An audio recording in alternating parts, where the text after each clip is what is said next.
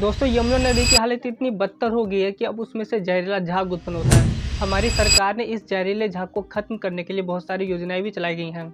यहाँ तक अब तक इसमें 4000 से 5000 करोड़ रुपए खर्च भी किए जा चुके हैं, लेकिन अभी तक यमुना नदी साफ नहीं हुई है। अभी तक वैसा का वैसा ही पड़ा हुआ है। तो दोस्तों ये गलतियाँ कहाँ आ रही है कि 5000 करोड़ रुपए खर्च करने पर भी यमुना नदी साफ नहीं हो रही है? क्या सरकार काम कर रही है या फिर केवल जनता को कागजी डाटा दिखाया जा रहा है?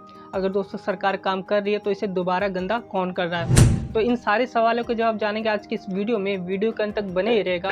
आज की वीडियो बहुत ही ज़्यादा इंपॉर्टेंट होने वाली है।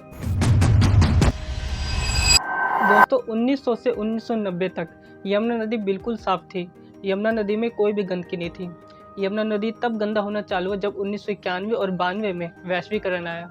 वैश्वीकरण से विदेशी कंपनियां भारत में आए और बड़े बड़े उद्योग खुल गए। तब से दोस्तों यमुना नदी गंदा होना ज़्यादा चालू हो गया। यमुना नदी उत्तराखंड के यमुनोत्री ग्लेशियर से निकलती है और कुल 1376 किलोमीटर का सफ़र तय करके प्रयागराज के गंगा नदी में मिल जाती है, जो कि उसे संगम कहते हैं। दोस्तों जब यमुना नदी यमुनोत्री से निकलती है तो उसके पानी का रंग नीला दिखाई देता है, और वही जब नदी 1376 किलोमीटर का सफ़र तय कर दिल्ली पहुंचती है तो उसके पानी का रंग काला दिखाई देता है। और जो उसकी सहायक नदियाँ होती है वो चंबल, सिंध, बेतवा और केन है। दोस्तों आप एक डाटा देखिए कि यमुनोत्री से निकला वो नीला पानी दिल्ली आते आते काला कैसे हो जाता है।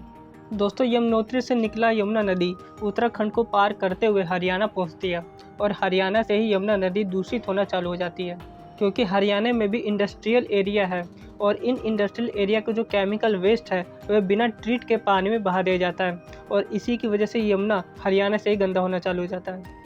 फिर यमुना नदी दिल्ली में एंटर करती है और दिल्ली में यमुना नदी नाले के रूप में बदल जाती है, जो कि इसके पीछे बहुत से कारण हैं। पहला, दिल्ली में जो बड़े बड़े नाले हैं वह बिना ट्रीट के ही यमुना नदी में बहा दिए जाते हैं।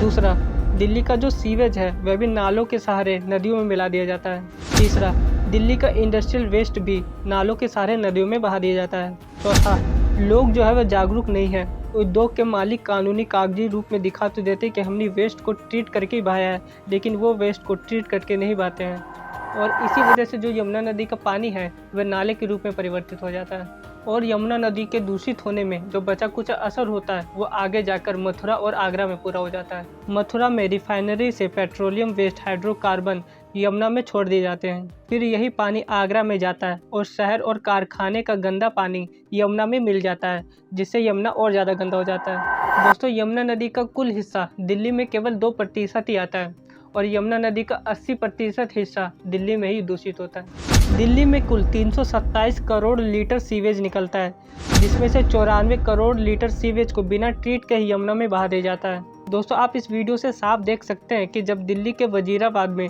पानी एंटर करता है और फिर दिल्ली के आखिरी ओखला तक जाता है तो पानी का रंग कैसे बदल जाता है।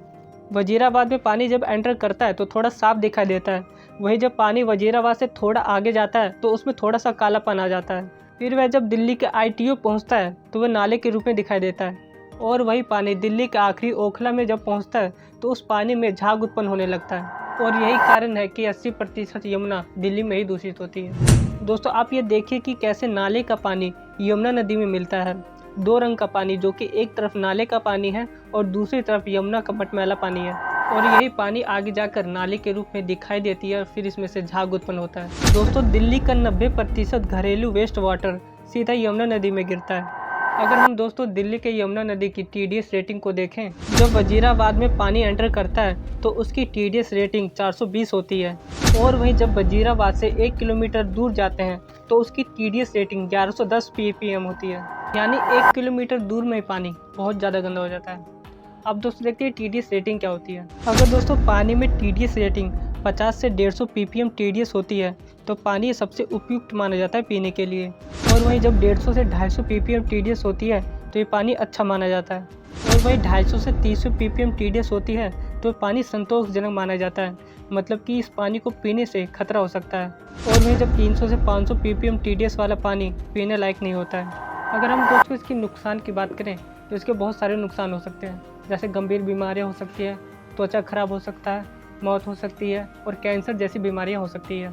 यही नहीं दोस्तों, अगर यमुना नदी का पानी गंदा हो जाएगा तो इससे मछुआरों को बहुत बड़ा नुकसान हो जाएगा, और जो यमुना नदी में मछलियों की प्रजाति है वह भी लुप्त हो जाएगी। कितनी मछली मिल जाती है आप लोगों को? अब तो मिल जाती है 5 किलो 4 किलो, बस 6 किलो, इससे ऊपर ही नहीं मिलती 10 किलो तक। पहले कितनी निकाल लिया करते? जो 30 kilo 35 kilo 50 kilo 1 quintal 80 kilo रोजाना डेली निकालती थी। अच्छा, 1 क्विंटल तक निकल जाता? जी। कौन क्या मछलियाँ जो अलग अलग तरह की प्रजाति होती वो भी कम हुई है क्या मछली? वो तो मछली है ही नहीं। अब यहाँ पे रोहू नहीं है, कतला नहीं है, मिरंकार है बस खाली, कवई हैगी और कलौच नहीं है, खग्गा नहीं है, मासेर नहीं है, नरैन नहीं है। ये चीज़ तो कभी खत्म ही होगी, मोह खत्म हो गई। अगर हम दोस्तों यमुना नदी पर चल रही परियोजनाओं की बात करें तो अब तक यमुना नदी पर 23 परियोजनाएं चल रही हैं। इसमें से हिमाचल प्रदेश में 1, हरियाणा में 2, दिल्ली में 12 और यूपी में 8। और जो यमुना नदी के साफ करने की लागत है वह 4290 करोड़ रुपए है, जिसमें से अब तक 1700 करोड़ रुपए खर्च किए जा चुके हैं। लेकिन अभी तक यमुना नदी साफ नहीं हुई है। अगर हम दोस्तों दिल्ली की बात करें तो यमुना नदी के प्रदूषण को कम करने के लिए 12 परियोजनाएं चलाई जा रही हैं। अगर इस परियोजना को अच्छे से लागू किया जाए तो हर दिन 138 करोड़ लीटर सीवेज को साफ किया जा सकता है, यानी यमुना में जो गंदा पानी जा रहा है उसको रोका जा सकता है। लेकिन इन परियोजनाओं पर ढंग से काम नहीं चल रहा है, इसी वजह से यमुना को जो पानी है वो गंदा होता जा रहा है। दोस्तों, जो कागजों पर प्लान बन रहा है वह धरातल पर ढंग से लागू नहीं हो पा रहा है, इसी वजह से जो यमुना का पानी बहुत ज़्यादा गंदा होता जा रहा है। अब दोस्तों, पर्यावरण अध्यक्ष आनंद आर्य का स्टेटमेंट सुनिए। अगर पॉलिटिकल विल हो, एडमिनिस्ट्रेटिव विल हो और अगर गवर्नेंस ठीक है तो कोई कारण नहीं है कि हम 2 साल के अंदर इस यमुना को साफ कर सकें। दोस्तों, पर्यावरण अध्यक्ष आनंद आर्य ने भी कहा, अगर प्रशासन अच्छा हो और कानून को जमीनी स्तर पर सही ढंग से लागू किया जाए तो यमुना नदी का पानी 2 साल के अंदर साफ किया जा सकता है। तो दोस्तों, यमुना नदी का पानी गंदा होने का कोई एक कारण नहीं, इसके बहुत से कारण हैं। अगर इसको सफाई करना है तो हमें शासन में सुधार करना होगा, लोगों को जागरूक करना होगा और कानून को धरातल पर लागू करना होगा, तब जाके कहीं यमुना नदी साफ होएगी। तो दोस्तों, ये था हमारा आज का टॉपिक। मिलते हैं इसके साथ नए टॉपिक में।